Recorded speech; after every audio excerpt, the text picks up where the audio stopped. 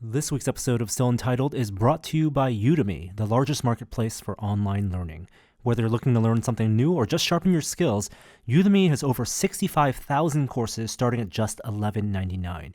Students around the world choose Udemy to discover new passions, expand their skills, and even change careers. Visit ude.my/untitled or download the Udemy app to learn anytime, anywhere. Welcome to Still Untitled, the Adam Savage Project. I'm Will. I'm Adam. And I'm Norm. Hey, guys. Hey. We're Hey, late everyone. this week. We are. Sorry just about all right. And you probably know this from the title of the podcast. We're not going to be doing a Spoilercast today. Nope. I know that we talked a couple weeks ago that we were going to talk. At some point, we will talk about Solo and Deadpool 2, but we understand that many of you may not have seen it yet. So as opposed to making you hold this podcast, we're going to just talk about it another time. Other things. Yes. We're talking about other things today. Yes. How are things going for everyone? Really well. It's been a kind of crazy day of cleaning and adjusting. You guys know this shop can be like a tile puzzle. In order to move one thing, you have to move a whole bunch of other things. Yes. You don't say. So there's been a lot of moving stuff around. Suffice to say, we cleared out my office and brought in 3 new Billy bookcases. Wow. For, get this, books. Well, No, why? What? Adam, Yeah. don't you know the whole world's paperless now? It's a digital world, man. No, man, I put I'm still keeping the maker library there On a That's bookshelf where of your it own making. belongs. What's Yep. that? On the yeah. It Appropriate. turns out if you toenail 1 1/4 inch plywood, you don't need to glue it. Yeah. Okay. At least All right. that was my theory when I built that shelf. Wait, really? That's just friction? Yeah. Did you screw them in at least? Yeah. Oh, okay. Oh, yeah. I was gonna say, good God, man. No. It's not a friction fit. Did anyway, are you moving books from the house here? No. I have books all over the place okay. here, and it was getting to be a real shit fight. So, I moved the laser cutter out of the office to production because I'm going into production next week. And because I did that, it freed up the office, and it was time to clean everything out. Is everything all right there, Will? Everything's all right. Yeah. I was just looking. All right.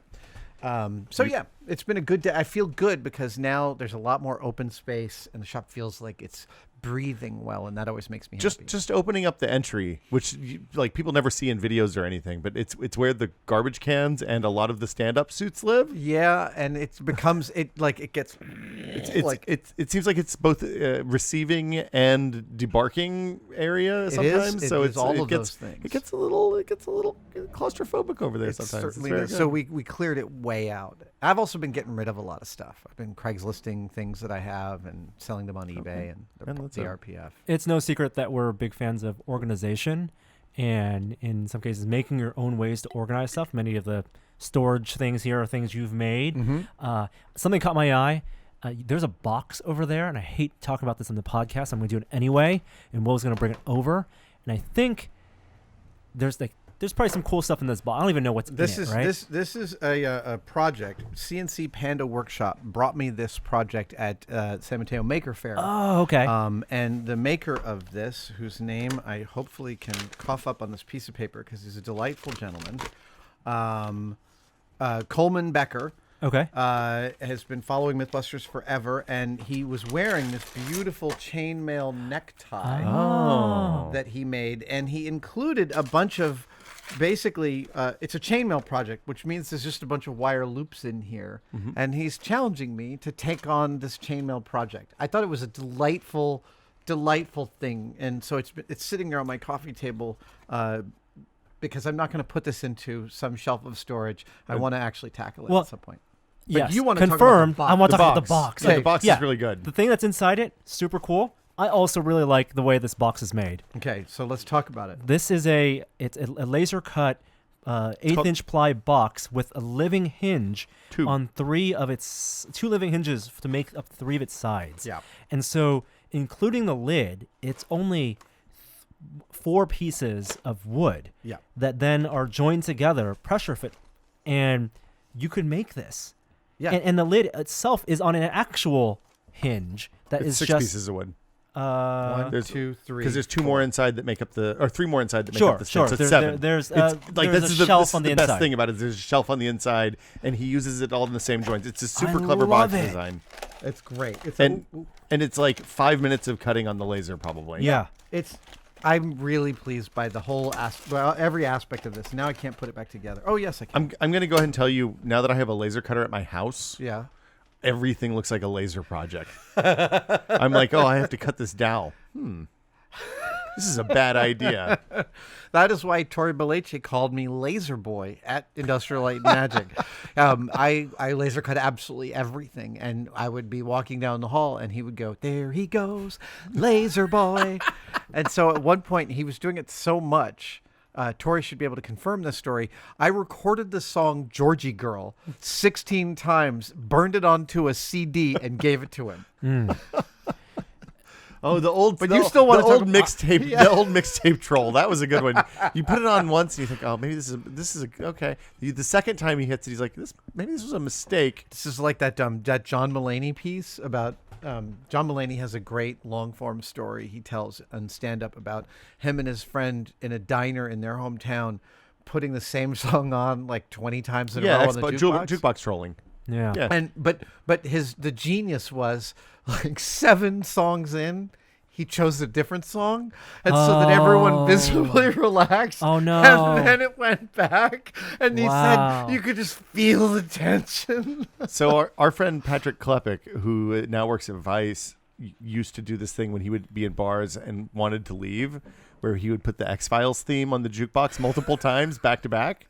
That's or when he wanted to leave. When he was ready to go, that was it. Or because like usually once you do it and you get caught, you have no choice but to leave because it's really long. Right. For one, oh, it and is. B, it basically stops all conversation in the bar, because it's like a 12-minute song or something. It's like wow. The full orchestral version just goes and goes and goes and goes and goes. Now they make you pay a lot for like with your phone. Like you download an app. And you can do it. You don't have to go to the jukebox. You can just do it on your phone. Yeah, you can do it from the comfort of your booth. Yeah. So that's he would do the X-Files, or he would do the nickel back to back to back to back to back, which is just like 6 Nickelback songs in a row. If you want to empty out a bar at the end of the night, 6 Nickelback bars and the songs in a row, great way to do it. You're reminding me that a friend of mine once, when we were doing karaoke, thought that it would be really great to do the Camp Granada song. Hello, Mata. Hello, Fada. Oh, no. Here I am at Camp Granada. Here's the thing. That song, it's one refrain. That's it. That's it. But it repeats like 40 times. Oh, that's and so it seemed like a funny idea 4 stanzas in, but you've still got another like 16 or 18 stanzas to go. It's exhausting for karaoke everyone. War crime as far as I'm concerned. It is. Yeah. I just want to talk about the box a little bit. It's a really good box. Oh no! The thing is, like, I appreciate the thing that's inside it's super cool, but the ability to think 3-dimensionally, and like when you were at ILM, turning 2D flat shapes into planar forms into 3-dimensional things is a very, very awesome skill. Look at the curve on the back of the top where it flips down and it pokes out just long enough that it's going to catch the top of the back so that it rests open. So it clears. Even better. Okay. Yeah. And it's a really beautiful good. piece of design. And I love this laser cut living hinge. A lot of people use it for different things. I never don't think it's awesome. That works by cutting when you cut the ply on one side. You cut through so that you cut the ply so you only have one piece of ply. Yeah, he's cutting all the way through in a staggered, almost brick formation, and it allows the ply to turn. You end up with only one. The ply only goes in one direction at that point, right? Because you're cutting through the other. Okay. Yeah. I was targeted on an Instagram ad, and usually those are super hit and miss for me. And this thing caught my eye. I'm going to share it with you, Adam. I don't even want to promote them because I don't even know if it's any good. Is this the ad of the week? But it's like an IKEA kit for putting together a paint station on your desktop paint station with storage for all your Tamiya cans and your brushes and places for and it's like little spray booth and a tiny spray booth. Oh, that's really clever. That's amazing with a vacuum attachment in the There's back. got to be a downside list. Like, what is the downside to How much this? is it? That's like $150. That's, I mean, we're always talking about small apartment solutions. Boy, that's really cool. That's really nice and compact. You could actually almost put a handle on the top of it and store it underneath a table. Mm-hmm. Yeah. That's awesome. Are you getting it? I'm going to get it to see if it's worth it. I hope it's awesome. Before I mention the name. It's perfect for the tested makerspace. Yeah. I was going to say, I did a project with my kid. Like, often I get, like, maker kits and stuff like that. Yeah. and somebody had sent me a Teflon brick masonry kit, which I had never seen before. It's apparently a thing that's a German toy. And they had these little scale-size bricks with like 6 holes in the top. Like they look like real bricks, but they're an inch long and a half an inch wide and half an inch tall. And they come with mortar that's basically like dehydrated white glue and sand and really fine sand that are mixed together. So you get it wet and it spreads just like real mortar does. And they give you a little trowel. So like we did this whole bricklaying. We built a little like mill. Wow. The modern mason. Yeah, it was really cool. And it was a mill, so it had a wheel and a water sluice.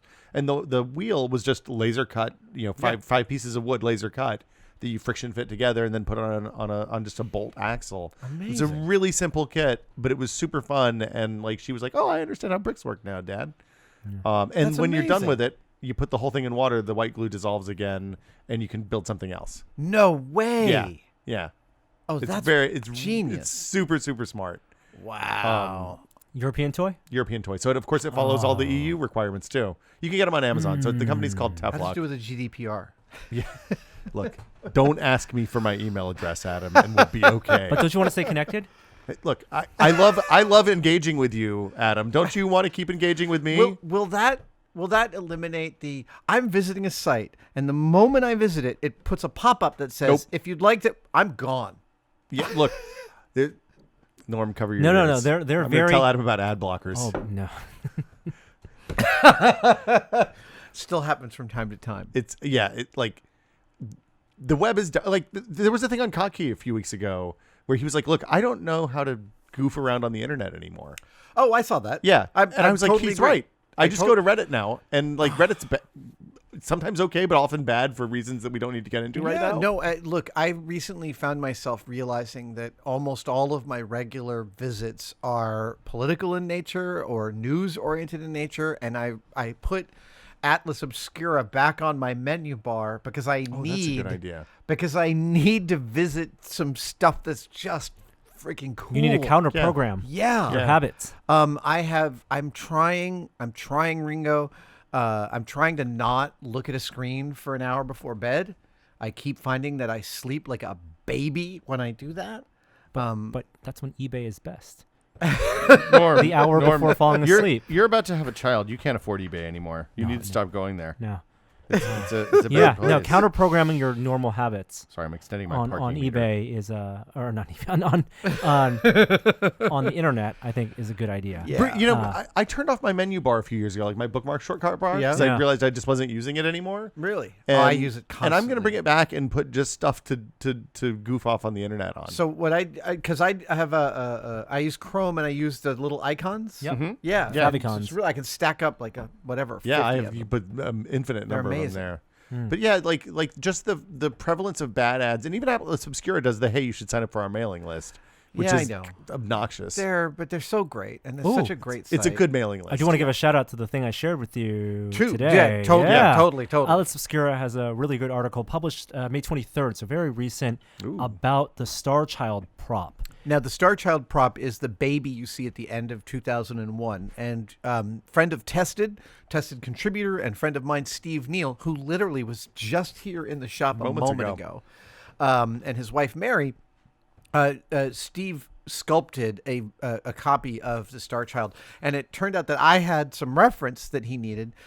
We've been collaborating on stuff over the years, and I sent him in one of the locations the Kubrick exhibit went to. The Starchild was open on 3 sides, and so I just took a picture, moved a foot, took another picture, moved a foot, and did that all the way around. And he did a beautiful sculpt, and regular Tested viewers might have seen it in the background on one of the workbenches.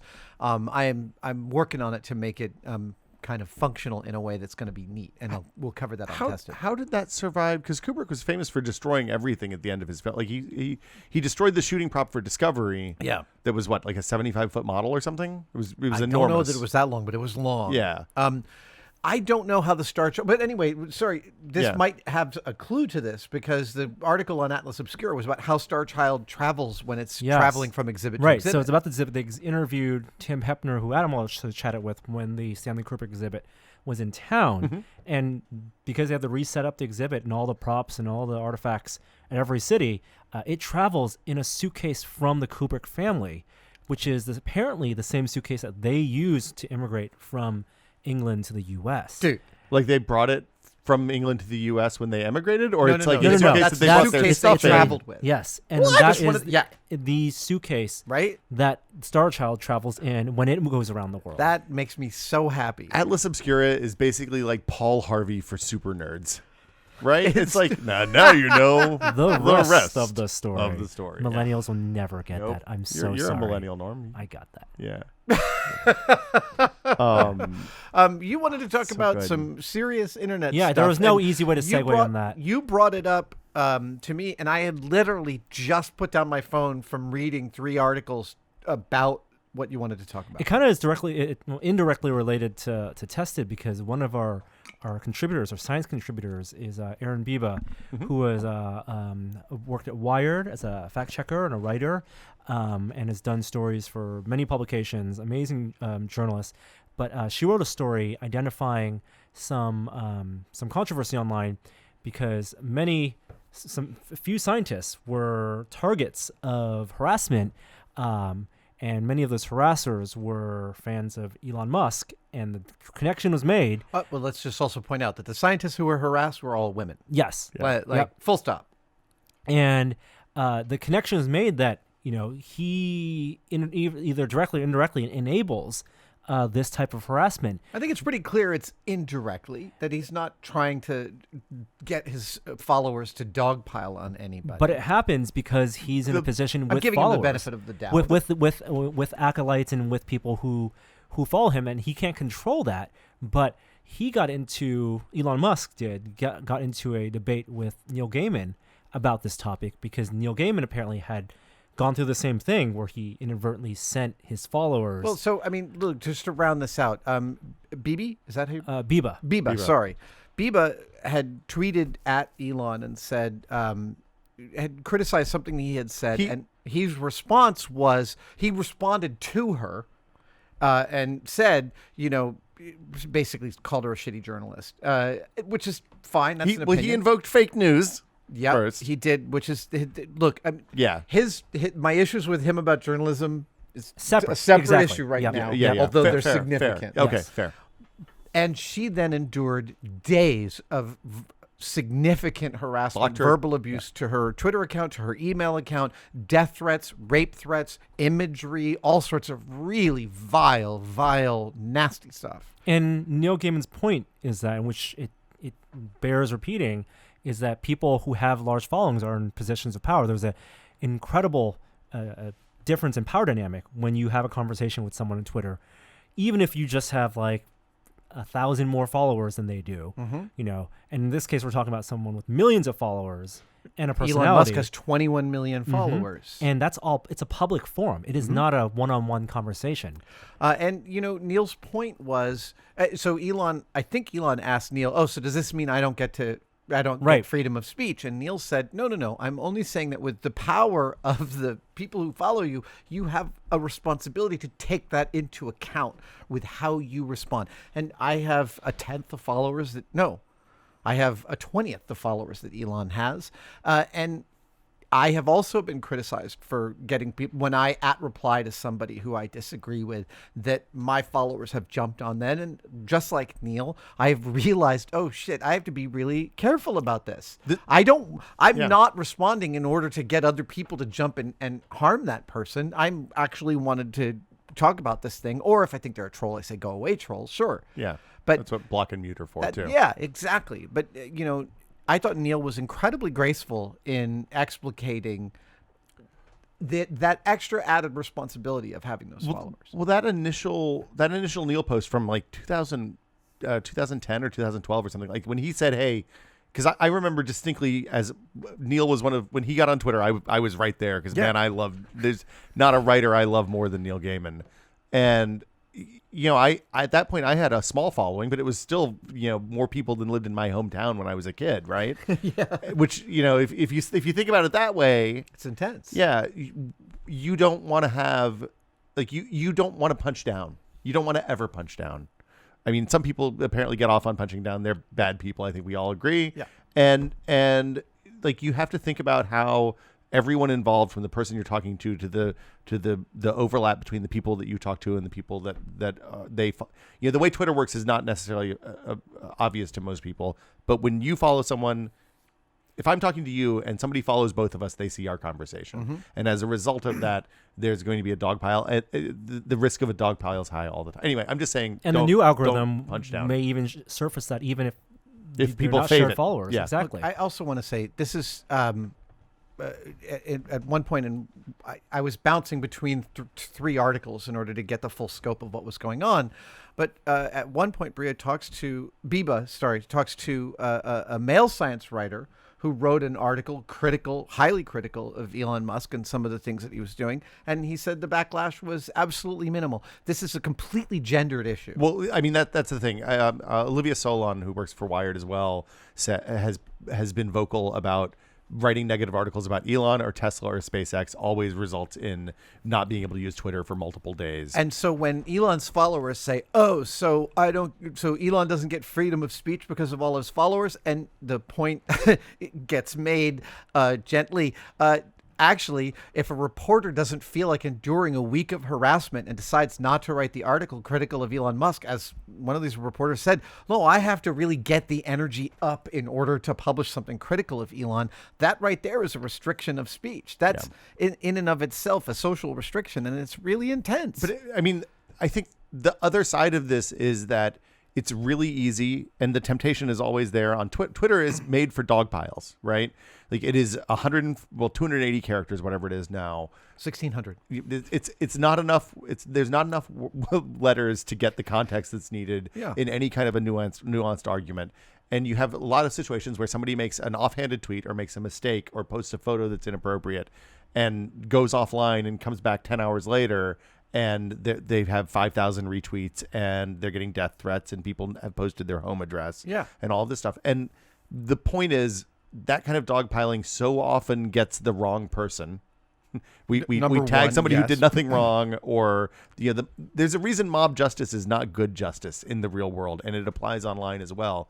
So I would suggest, if you feel the need to dogpile on any topic, whether it's about Elon being becoming more like Tony Stark every day, or somebody posted an off-color joke and got on an airplane, or any of the I'm trying to think of some others, and I'm losing. I've lost them, but it happens all the time. I keep wanting to. It's totally gendered. Like it's women that are suffering this, not male science writers. They're not enduring a week of death threats when they get this. And there's another article that gets linked to in the main one that I read where she actually lists a bunch of the different imagery she was sent, pictures from people of them holding a gun saying, "What if we started killing reporters?" That would mess up my month or my season. That is a really rough. I mean, friends of ours like Rebecca Watson, have endured this for years, and it's just really important to keep reminding people that the internet is not a safe place for women a lot of the time. Next time Erin's in town, we should invite her in and chat with her about it. Absolutely. Yeah. And to the other point about the things that Elon Musk has been talking about in relation to journalism. Like, we didn't talk about this on our other podcast, but his idea of rating journalists is... Yeah, Gamergate went through that whole thing. Yeah, they did it worked out really well. It was a great idea. We could get Anita on to talk about that. I'm sure she'd love to talk about that. I think that would be delightful.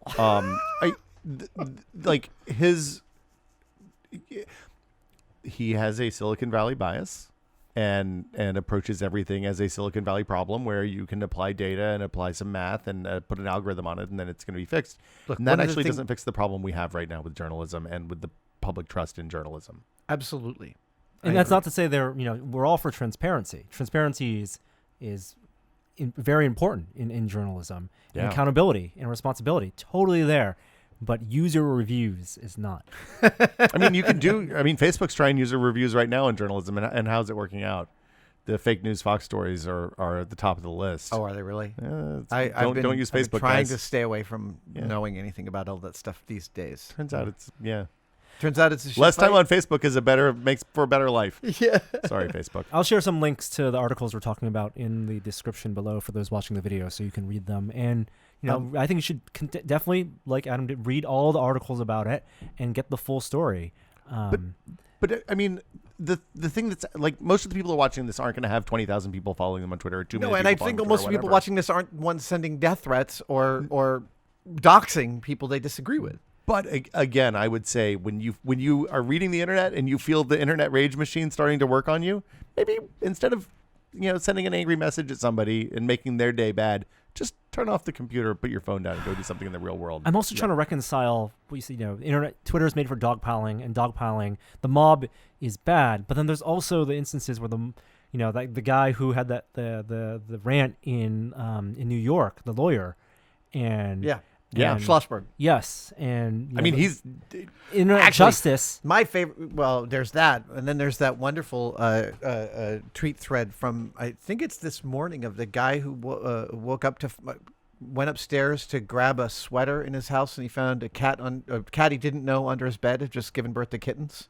That's very nice. Oh, it's amazing. And then he live tweeted. And then it He's turned like, out I guess cat I'm a was a cat. Nazi. I'm a cat dad now. Yeah. But it turned out the cat was a Nazi. Well, so, you take the good with the bad. Yeah. Yeah, I mean, the thing is, Godwin's law effect happened real fast there. Sorry about that. That was my bad. So the thing about the lawyer who's a dirtbag is that for every one of those, remember when Reddit discovered who the Boston Marathon bombers were, and then it turns out it wasn't, and that guy had to go in hiding for 6 months. That was not that was bad on a multitude of fronts. Or when the Dallas shooter was identified and it was just some guy. Yeah. I mean, mobs are bad. Yeah. We learned this. I'm from the South. Believe me, we know that mobs are bad. Actually, I have been enjoying, my wife and I have been deeply enjoying Atlanta these days. Mm-hmm. Donald Glover. King of all media, Donald Glover. That's how I'm referring to him now. Loved him in Solo. He is just amazing. And Atlanta is incredible. We're still working our way through season 2. We've been binging it over the last 5 or 7 days. We went down to Carmel by the Sea for the long Memorial Day weekend. That's lovely. The beach in Carmel by the Sea is a dog-friendly beach. It's one of the last ones left. Full of the happiest dogs you've ever met, and that is one of the most doggiest, friendliest towns in the United States. We took Chloe Bananas there a few times. It's very nice. It's amazing. So we enjoyed that, and we watched a lot of Atlanta every night. And that's been my television this week. It's good. I mean, I don't think there's very many better TV shows you could spend your time on. Holy hell! Yeah, incredible. Yeah. Well, we have time for internet media, not quite television, but we think it's still pretty good. We launched a new series on Tested this week, and I want to give a shout out to it. Yes. Last year at San Diego Comic-Con, I believe was the first time I had met, and maybe the first time you had met as well. Yeah. The amazing Zoe Bell. The incomparable Zoe Bell, stunt woman, just a writer, director, actress, and also badass stunt woman, Zoe Bell. You might remember her from the hood of a Dodge Challenger in yeah, Death Proof. She's on the hood of the Dodge Challenger in Death Proof.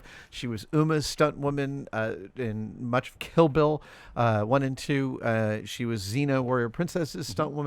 She's incredible. In Thor Ragnarok and all over the place. Hela, yep. And she's just incredible. And she's become a dear, dear friend and a professional badass and a human delight machine is what she is. Well, in her professional badassery, you guys came up with an idea that we filmed and documented on Tested, and it's this.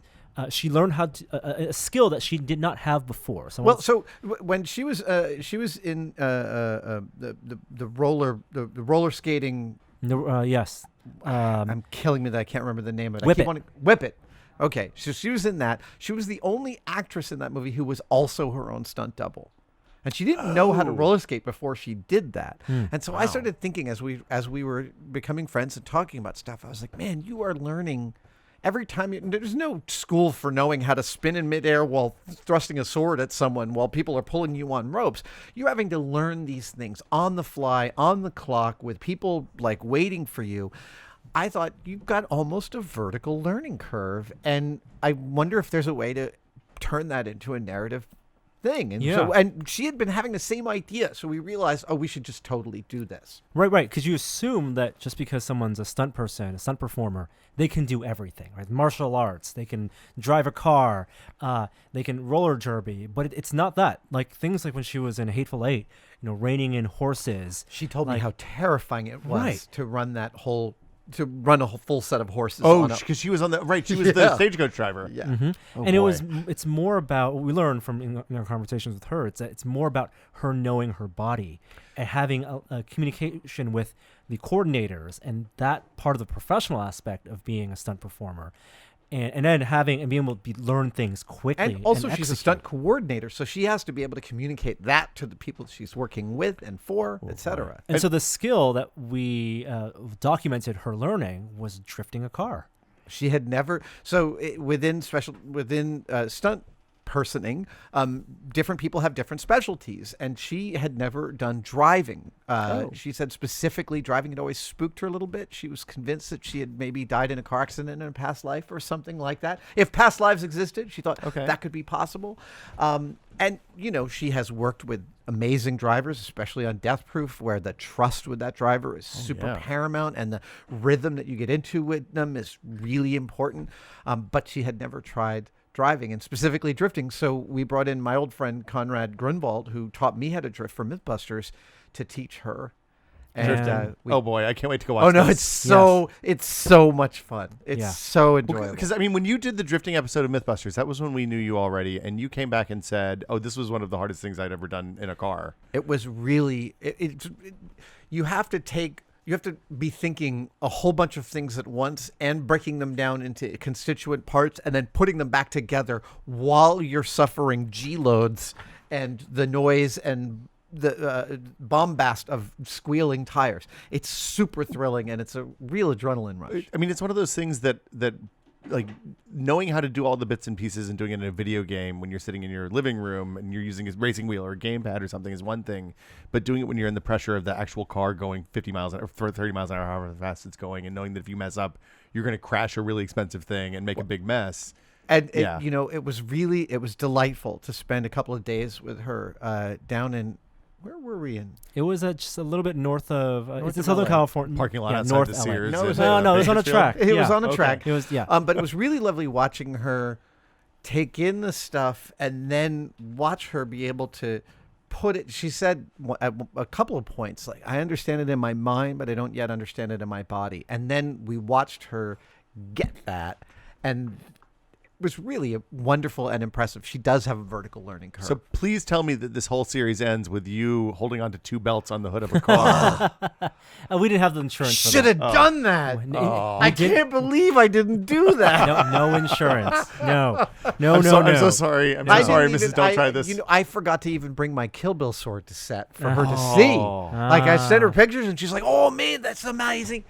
That was a terrible New Zealand accent. That was really bad, Zoe. You should have gotten her to write. That was bad, and I should feel bad. Yeah. It's now the whole thing's done. You've ruined this podcast, Adam. And from a production standpoint, it was super cool for us and our team here, Joey, Ryan, and Gunther, to help document that. And Joey did an amazing edit, and it was just fun to have cameras everywhere, mounting them on cars. Working with this company that teaches people how to drift. Yeah. Drift 101. So huge shout out to them. They were so accommodating and so gracious, even when we broke one of their cars. Oh no. Yes, maybe and two. Yeah, we might have broken two cars. It's a good week. It's a good weekend. Oh, and Thing 2 was one of our crew. Oh wow. Yeah, Thing 2 lives down in Los Angeles, and he was with us that whole weekend. That was awesome. Delightful to work with him in a professional capacity. Wow. Yeah. He's an excellent crew member. So you'll find that on the site right now. It'll be going on for the next couple of weeks, and we'd love to know what you think in the comments, and check that out. What's it called? It's Challenge Accepted? Yes. Very good. Yeah. And then I think that's it. I mean, things they're so busy right now. Yeah, there's it's a lot of about to stuff going on. Super crazy. And for you, Adam, even crazier. Dun, dun, dun. Yeah. I think we'll leave it at that. Very good. Yeah. Go watch Solo, and we'll talk about it all together at some point in the future. Excellent. Bye, Thanks, guys. See ya. Bye. Bye. This week's episode was also brought to you by Stitcher Premium. Stitcher Premium gets you completely ad-free episodes of hundreds of shows like Comedy Bang Bang, WTF with Mark Maron, and How Did This Get Made?